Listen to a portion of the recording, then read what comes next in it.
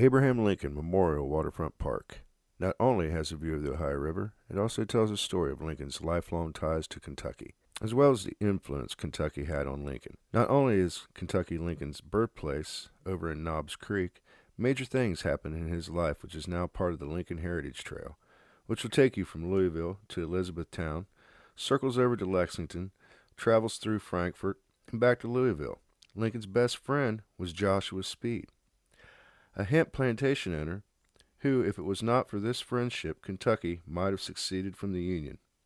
And just to think that Lincoln and Joshua Speed could have been smoking some weed while deciding the fate of the United States makes me proud to be an American. Of course, like most of America's infrastructure, Kentucky had its own problems. One bridge was shut down while I was down there. The Sherman Bridge was shut down due to cracks being found in the bridge itself. So all the traffic coming into Louisville from Indiana was being directed to the only other two bridges over the Ohio. It reminds me of the 1967 Silver Bridge collapse, which is over the Ohio at Point Pleasant, West Virginia, and Kanagwa, Ohio. This bridge also comes along with a legend and a movie of the legend called The Mothman Prophecies, which, of course, that's another story. Since this documentary, President Obama has come to the area and said he will get funding to build the bridges, which are needed for the economy, not only for Kentucky, but for Indiana, Ohio, and many other businesses that use these bridges for transportation from the north to the south to the east and west.